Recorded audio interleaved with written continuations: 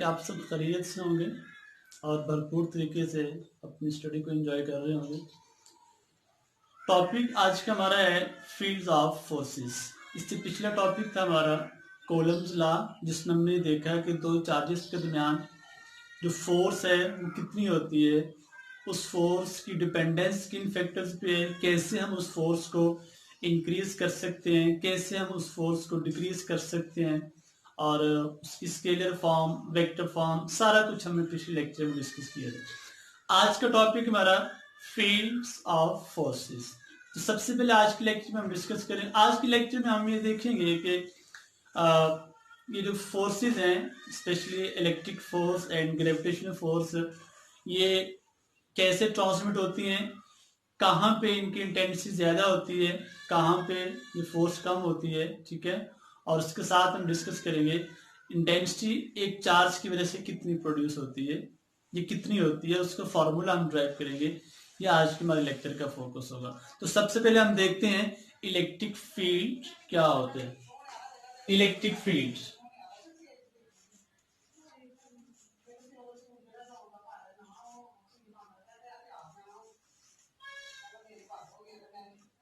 Electric field क्या होते हैं। Electric field basically just like a magnetic field और ग्रेविटेशनल फील्ड। ग्रेविटेशनल फील्ड के बारे में हमने पढ़ा था पिछली क्लासेस में कि अर्थ के इर्द गिर्द एक स्पेस या एक रीजन है जिसमें जब भी कोई दूसरी बॉडी आएगी तो अर्थ उसके ऊपर अट्रैक्शन की फोर्स लगाएगी। सेम एज हर चार्ज के गिर्द भी एक स्पेस है, एक रीजन है कि जब कोई दूसरा चार्ज उस रीजन के अंदर आएगा, ठीक है, तो वो फोर्स को फील करेगा, वो फोर्स को फील करेगा।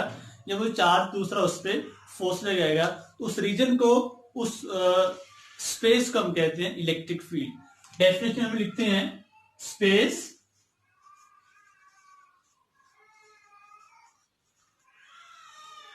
Around the charge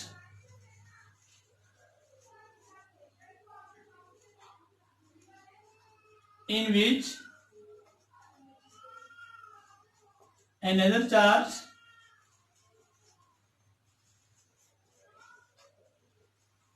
experience force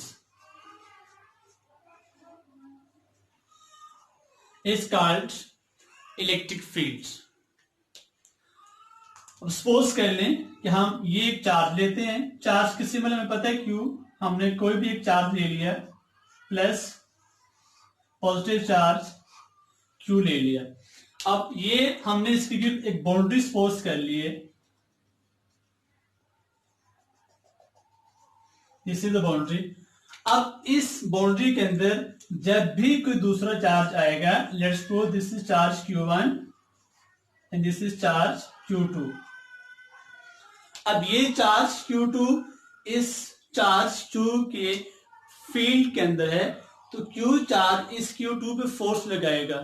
force attraction की भी हो सकती है, रिपल्शन की भी हो सकती है, लेकिन ये चार्ज Q1 इसके फील्ड से बाहर है, तो इस चार्ज Q1 के ऊपर इस Q चार्ज की फोर्स का कोई इफेक्ट नहीं है, इसकी फोर्स वहां तक पहुंच ही नहीं रही, इसकी एक्सेस वहां तक नहीं है, और ये किसी फोर्स को फील नहीं करेगा। तो ये है इलेक्ट्रिक फील्ड, स्पेस और रीजन अराउंड द चार्ज, जो कि 3 डायमेंशनल है, just like a sphere. 3 dimensional region है जिसमें जब भी कोई दूसरा चार्ज आएगा तो ये चार्ज है जिससे फील्ड प्रोड्यूस हो रहा है, जिसको हम फील्ड चार्ज का नाम भी देते हैं, फील्ड चार्ज। जो वो चार्ज जो फील्ड प्रोड्यूस कर रहा है, जिसके फील्ड हमने फील करना है, डिटेक्ट करना है, ऑब्जर्व करना है। अब इसके साथ हमने पढ़ा है पीछे न्यूटन्स लॉ ऑफ ग्रेविटेशन और law of Coulomb's law of electrostatic force. Law of gravitation हमारे पास था F इक्वल है capital G M1 M2 over D square. Coulomb's law था F इक्वल है K Q1 Q2 over R square. Law of gravitation, Coulomb's law, Newton ने इसका concept दिया है, इसका कंसेप्ट कूलम ने दिया था। अब ये लॉ हमें बताते हैं कि दो मैसेज के दरमियान फोर्स कितनी होती है, ठीक है, और कैसे हम उस फोर्स को कम ज्यादा कर सकते हैं, उसकी डायरेक्शन के बारे में बताएगी। सिमिलरली कूलम्स लॉ हमें ये बताता है कि दो चार्जेस के दरमियान फोर्स कितनी होती है, उसकी मैग्नीट्यूड और उसकी डायरेक्शन के बारे में ये बताता है। अब इन दो लॉज के जरिए हमें दो बॉडीज, मैसेज और चार्जेस, पॉइंट मैसेज और पॉइंट चार्जेस के दरमियान फोर्स की डायरेक्शन और इसकी मैग्नीट्यूड का कंसेप्ट मिलता है। लेकिन क्वेश्चन ये है कि इन फोर्सेस का ओरिजिन क्या है, ओरिजिन ऑफ दिस फोर्सेस,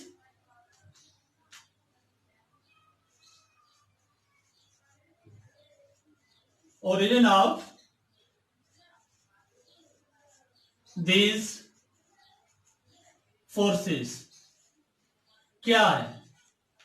ये फोर्स जो इलेक्ट्रिक फोर्स है या जो फोर्स ऑफ ग्रेविटी है, ये कहां से आई, कैसे प्रोड्यूस हुई, इसका ओरिजिन क्या है, सोर्स क्या है इसका। नंबर 2,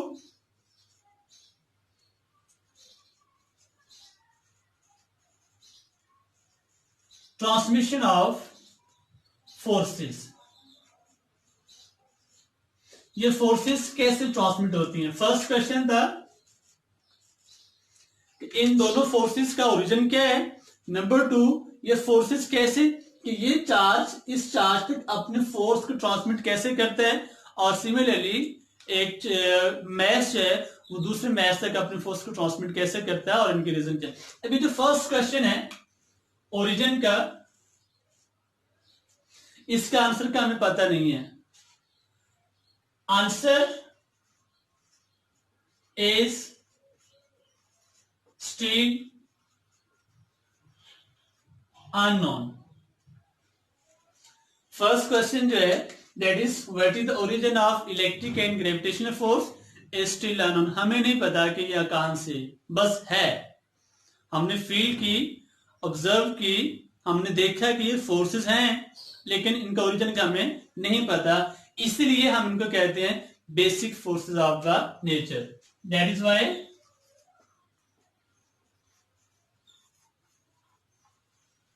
these are called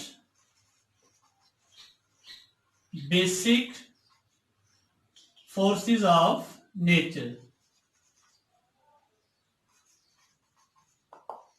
अब अगर आपसे पूछा जाए कि इलेक्ट्रिक एंड ग्रेविटेशनल फोर्स को हम बेसिक फोर्स ऑफ नेचर कहते हैं, इलेक्ट्रिक फोर्स को भी और ग्रेविटेशनल फोर्स को भी हम क्या कहते हैं, basic forces of the nature. क्यों कहते हैं, क्योंकि हमें इनके ओरिजिन का पता नहीं है। नेक्स्ट हमारे पास ट्रांसमिशन ऑफ द फोर्सेस, कि ये फोर्स कैसे एक बॉडी से दूसरी बॉडी तक, ये एक चार्ज से दूसरे चार्ज तक कैसे ट्रांसमिट होती है, उसका आंसर इंट्रोड्यूस किया था। उसका आंसर करने के लिए एक कंसेप्ट दिया था माइकल फैराडे ने, वो क्या था, इलेक्ट्रिक फील्ड। अब माइकल फैराडे ने क्या कहा, Michael Faraday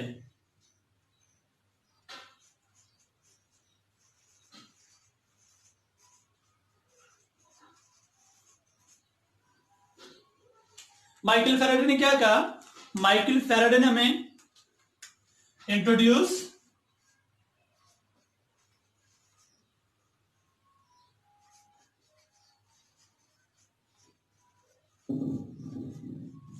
concept of electric field.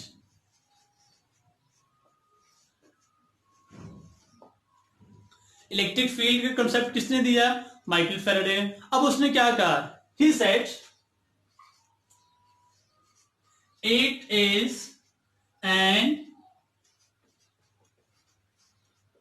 intrinsic property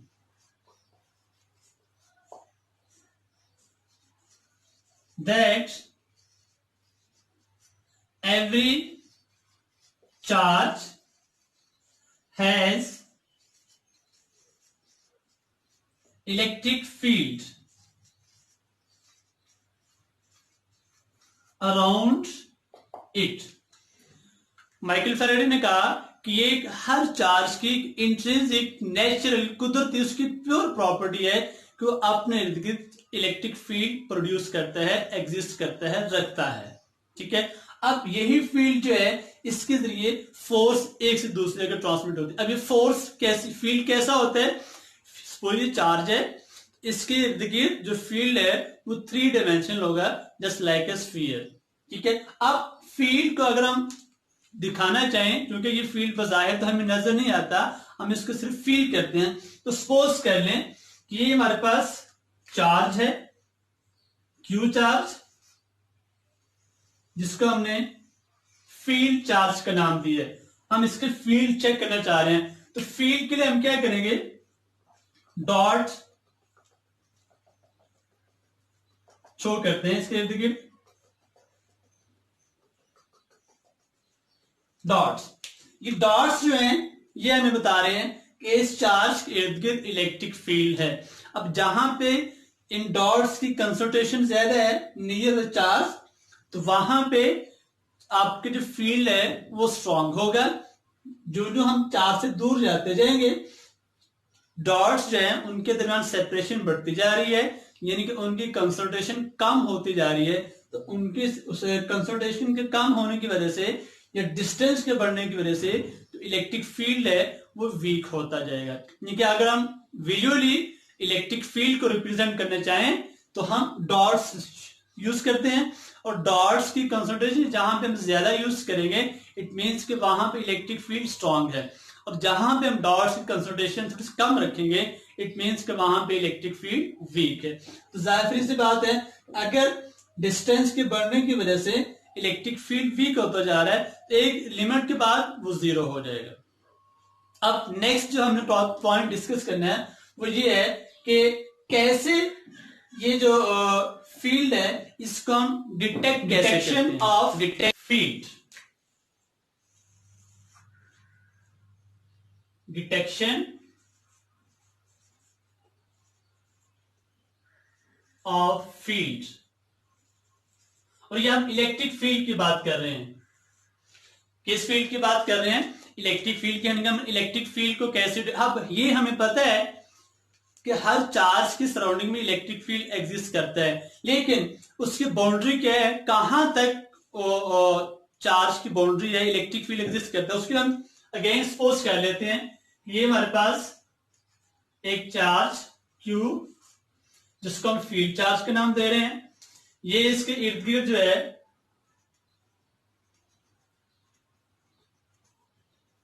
electric field concentration हमने कम कर दी जो। अब हम क्या करेंगे, एक टेस्ट चार्ज लेंगे जिसका हमने कहा Q0, this is field charge,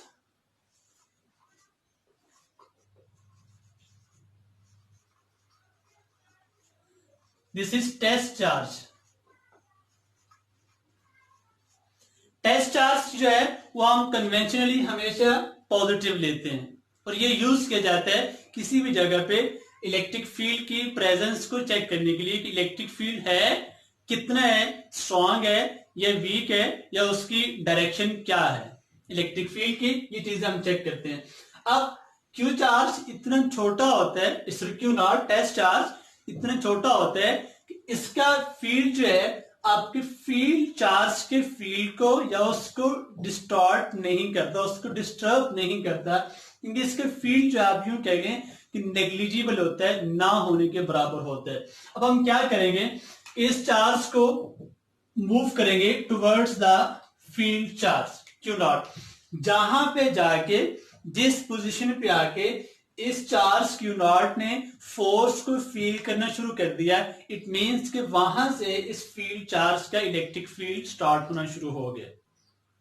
क्या किया हमने, एक टेस्ट चार्ज दिया Q0, उसको फील्ड चार्ज की तरफ मूव करवाना शुरू कर दिया, जिस पोजीशन पे जाके इस चार्ज Q0 ने फोर्स फील करना शुरू कर दी, अट्रैक्शन और रिपल्शन, अट्रैक्शन की फोर्स और रिपल्शन की फोर्स, तो वहां से इस चार्ज Q का इलेक्ट्रिक फील्ड स्टार्ट हो जाता है।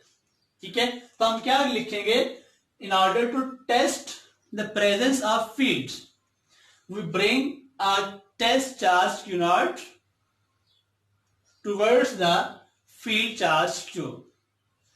The place, the position from where it experiences a force that may be attraction or repulsion, the field of field charge starts from that place.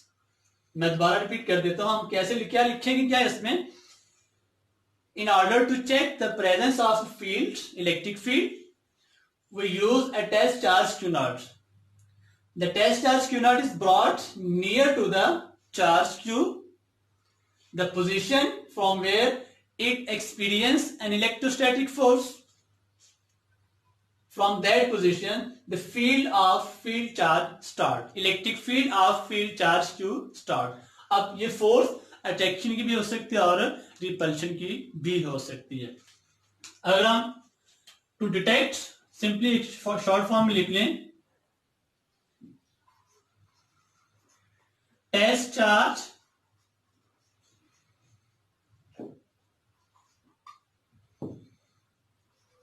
q naught is used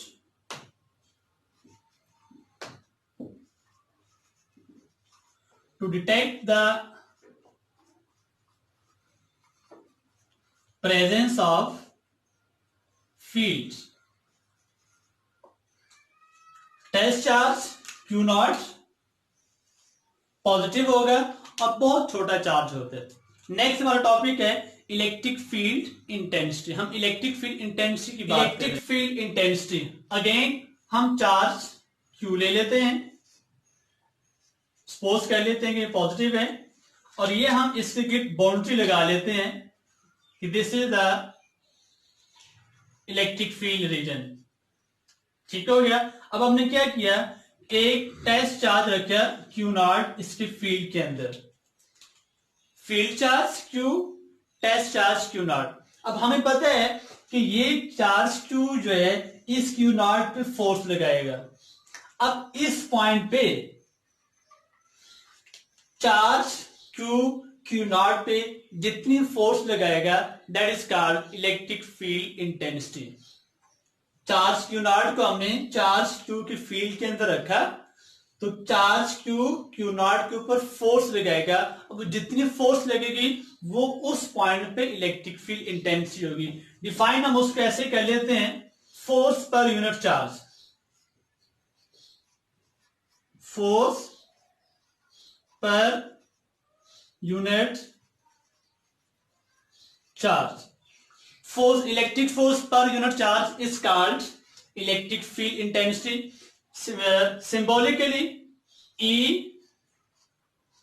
equal है F over Q not. F force जो field charge में लगाई, किस charge पे लगाई, Q not पे. तो ये इलेक्ट्रिक फील्ड इंटेंसिटी का फॉर्मूला, इलेक्ट्रिक फील्ड इंटेंसिटी. अब चूंकि इलेक्ट्रिक फील्ड इंटेंसिटी फोर्स है तो this is a vector quantity, क्योंकि फोर्स वेक्टर है. अगर हम इसके यूनिट की बात करें तो यूनिट इसका क्या होगा, यूनिट फोर्स का यूनिट न्यूटन पर कूलम.